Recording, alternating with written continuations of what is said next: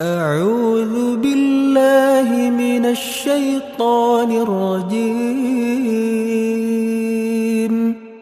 بسم الله الرحمن الرحيم اقرأ باسم ربك الذي خلق الإنسان من علق اقرأ وربك الأكرم الذي علم بالقلم علم الإنسان ما لم يعلم بسم الله الرحمن الرحيم يا أيها المدثر قم فأنذر وربك فكبر وثيابك فطهر والرجز فاهجر ولا تمنن تستكثر ولربك فاصبر صدق الله العظيم. Assalamualaikum warahmatullahi wabarakatuh. Jumpa lagi di channel Belajar dari Sejarah. Barusan kita telah mendengarkan lantunan ayat suci Al-Quran surat Al-Alaq ayat 1-5 dan surah Al-Mudaththir ayat 1-7. Nah, surat Al-Alaq ayat 1-5 tersebut merupakan wahyu yang pertama kali Allah turunkan kepada baginda kita Nabi Muhammad sallallahu alaihi wasallam. Sedangkan surah Al-Mudaththir adalah wahyu yang kedua turun setelah surat Al-Alaq. Baik. Anak-anakku sekalian, kesempatan kali ini saya akan menyampaikan materi tentang misi dakwah Nabi Muhammad sallallahu alaihi wasallam di Mekah. Materi ini merupakan materi kelas 7 Madrasah Sanawiyah. Sebelum kita membahas misi dakwah Nabi Muhammad sallallahu alaihi wasallam di Mekah, alangkah baiknya kita mengetahui dulu bagaimana Nabi itu menjalankan dakwahnya, menjalankan misi dakwahnya di Mekah. Tentu kita harus tahu dulu bagaimana suasana dan kondisi masyarakat di sekitar Mekah atau di Mekah itu sendiri. Nah, Mekah merupakan daerah Hijaz. Nah, ini saya akan tampilkan di mana Hijaz itu. Nah, Mekah dan Madinah itu ada di sebuah wilayah yang namanya Hijaz. Nah, kita lihat ada kota-kota atau wilayah-wilayah lain di sebelah Hijaz itu. Ada Kindah, Hadratul Maut, Gassah, ya, Lakhmin, dan Persia. Nah, Gassah merupakan sebuah kerajaan di bawah kerajaan Romawi. Sedangkan Lakhmin atau Hirrah, ya, beribu kota di Hirrah, itu di bawah kekuasaan Bani Sassanid di Persia. Ini wilayah Hijaz dan sebelah selatannya itu ada Hadratul Maut atau Yaman. Namun Yaman tersebut ada Yaman pengaruh Romawi dan Yaman pengaruh Persia. Pengaruh Romawi Bizantium maksudnya. Arab yang sekarang Mekah, Madinah, ya. Nah, itu tadinya wilayah Hijaz. Nah, kalau di utaranya itu ada kerajaan Gassah, ya. Yang sekarang Syam, ya, negeri Syam. Nah, itu masih dalam wilayah Kekaisaran Romawi Bizantium, dan Hadratul Maut merupakan Yaman itu dalam kekuasaan Romawi Bizantium. Nah, sebelah timurnya itu Yaman itu wilayah yang merupakan wilayah Persia, masih di bawah pengaruh Persia. Baik. Nah, ada juga Kindah, yaitu. Nah, wilayah Hijaz itu tidak mengenal sistem kerajaan atau sistem pemerintahan. Wilayah Hijaz tersebut merupakan wilayah yang belum pernah dijajah. Pada pertemuan pertama kita telah membahas bahwa bangsa Arab di Mekah, di Madinah itu hidup bersuku-suku. Nah, pengaturan sistemnya yaitu berdasarkan suku dan tidak ada pemerintahan karena mereka menganut sistem kebebasan. Tapi di Hijaz, terutama di kota Mekah yang masyarakatnya mayoritas adalah bangsa Quraisy, suku Quraisy, itu ada sistem jabatan tinggi, 10 jabatan tinggi, ya.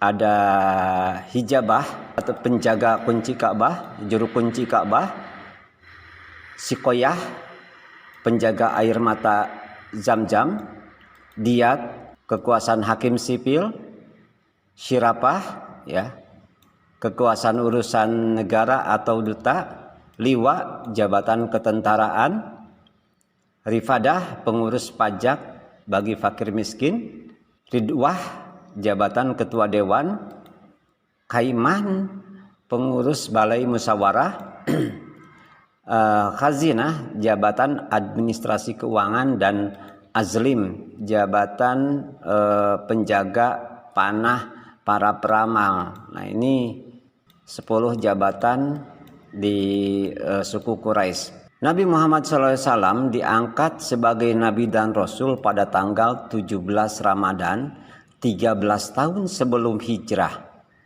atau 610 Masehi. Ketika beliau bergenap usianya 40 tahun. Jadi genap 40 tahun beliau diangkat oleh Allah Subhanahu wa taala menjadi Nabi dan Rasul. Nah, beliau menerima wahyu ketika sedang merenung. Beliau suka tahanus atau merenung, ya, berpikir dan merefleksikan keadaan masyarakat Mekah yang cukup memprihatinkan, ya, memiliki perilaku yang buruk.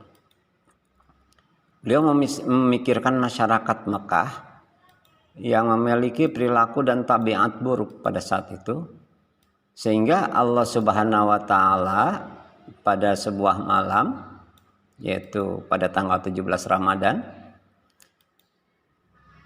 Allah mengirimkan malaikat Jibril dan menyampaikan wahyu pertama, surat Al-Alaq yang sudah tadi kita dengarkan, yaitu ayat 1 sampai 5, yang artinya, bacalah dengan menyebut nama Tuhanmu yang menciptakan. Dia telah menciptakan manusia dari segumpal darah. Bacalah. Dan Tuhanmu lah yang Maha Pemurah, yang mengajarkan manusia dengan perantara kalam. Dia mengajar kepada manusia yang apa yang tidak diketahuinya. Nabi kaget, kemudian Nabi lari sekencang-kencangnya dari Jabal Nur, tempat Gua Hiro itu berada. Jabal Nur itu ada di utara kota Mekah. Nah, ini saya akan tampilkan bagaimana Jabal Nur. Nah, di sini di bawahnya itu adalah, atau di selatannya itu adalah kota Mekah. Terus Nabi terbirit-birit lari, ya, menuju ke rumahnya. Dan Nabi langsung masuk ke kamar untuk dan meminta istrinya untuk diselimuti. Kemudian Siti Khadijah istrinya menyelimuti Nabi. Nah, karena dia ketakutan ada sesosok sebuah makhluk yang tiba-tiba datang memeluk dan membacakan surah atau wahyu Allah yang pertama. Nah, dalam ketakutan tadi, Nabi kemudian berbaring di tempat tidurnya, diselimuti oleh istrinya. Tak lama kemudian, datang lagi malaikat Jibril. Nah, tadi sudah disampaikan juga bahwa surat Al-Mudaththir, kalau boleh saya terjemahkan seperti ini. Hai orang yang berselimut, bangunlah, lalu berilah peringatan, dan Tuhanmu agungkanlah, dan pakaianmu bersihkanlah, dan perbuatan dosa tinggalkanlah, dan janganlah kamu memberi dengan maksud memperoleh balasan yang lebih banyak. Dan untuk memenuhi perintah Tuhanmu, bersabarlah. Surah tersebut dan ayat tersebut menerangkan dari surah Al-Mudaththir tadi bahwa Allah memerintahkan dakwah kepada Nabi untuk apa? Untuk menyampaikan surah Al-Alaq tadi. Jadi pertama seruan kepada Nabi sendiri dan umat manusia, surat Al-Alaq itu. Nah, yang kedua surat Al-Mudaththir ayat 1-7 itu, Nabi diperintahkan oleh Allah Subhanahu wa taala untuk menyampaikan yang disampaikan surat Al-Alaq tadi.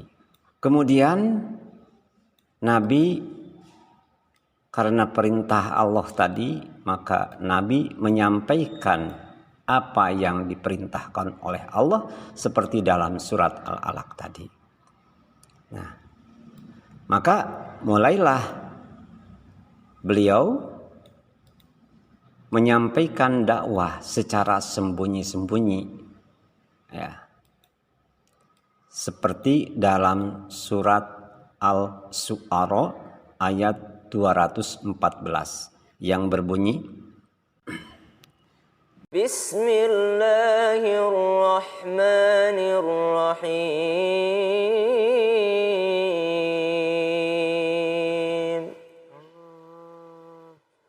Wa anzir 'ashiratakal aqrabin. Yang artinya, dan berilah peringatan kepada kerabat-kerabatmu yang terdekat. Nah, dari Quran surat Asy-Syu'ara ayat 214 tadi, sejak saat itulah Nabi Muhammad SAW menyampaikan dakwah kepada keluarga dan sahabatnya. Dan beliau menjadikan rumah seorang yang bernama Al-Arqam bin Abil Arqam Al-Makhzumi sebagai pusat kegiatan dakwahnya. Pada periode ini, Nabi menyampaikan dakwahnya kepada istrinya sendiri, yaitu Khadijah. Terus sepupunya, yaitu anak pamannya, karena anak pamannya tersebut tinggal di rumah Nabi, yaitu Ali bin Abi Thalib. Yang kedua adalah budaknya, yaitu Zaid bin Harisah. Terus adalah sahabatnya sendiri, Abu Bakar As-Siddiq. Ya, Abu Bakar As-Siddiq itu teman satu profesi dengan Nabi, yaitu pedagang. Abu Bakar juga pedagang, dan Abu Bakar juga merupakan usianya hampir sama dengan Rasulullah SAW. Nah, itu orang-orang yang pertama masuk Islam atau yang disebut as-sabiqunal awwalun, atau yang menerima dakwah Nabi dan mau masuk Islam. Selanjutnya ada yang menentang kegiatan dakwah Nabi Muhammad SAW, yaitu siapa? Paman Nabi, yaitu Abu Lahab. Nah, Abu Lahab ini sangat menantang keras kepada dakwah Nabi. Karena apa? Jabatannya paman Nabi ini, Abu Lahab ini adalah penjaga panah peramal. Artinya dukun jabatannya di Mekah tersebut. Dan yang tidak menerima dakwahnya Nabi Muhammad SAW yaitu ayahnya Ali, yaitu Abu Thalib. Nah, Abu Thalib tidak menerima dakwah Nabi, tapi tidak melarang Nabi untuk berdakwah. Malah Abu Thalib itu suka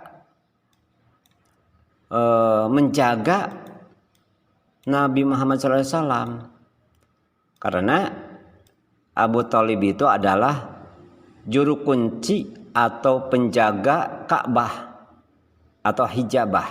Nah, itu jabatannya di kota Mekah tersebut. Nah, karena jabatan pamannya kedua pamannya tersebut menolak ajaran Nabi Muhammad SAW. Nah, berapa tahun Nabi melakukan dakwah secara sembunyi-sembunyi? Nabi melakukan dakwah secara sembunyi-sembunyi tersebut selama 3 tahun.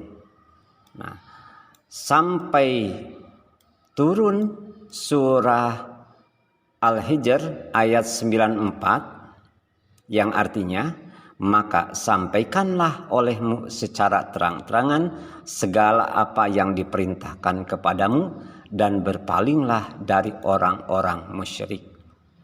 Nah, setelah menerima wahyu surat Al-Hijr ayat 94 tadi, maka mulailah Nabi berdakwah secara terang-terangan. Maka yang paling menentang keras tersebut adalah pamannya sendiri, yaitu Abu Lahab. Nah, ketika menentang keras secara terang-terangan, ya, karena Nabi melakukan dakwah secara terang-terangan, maka Allah Subhanahu wa Ta'ala memberikan peringatan pada surat Al-Lahab. Nah, ini Allah Subhanahu wa Ta'ala mengutuk Abu Lahab seperti yang ada pada surat Al-Lahab.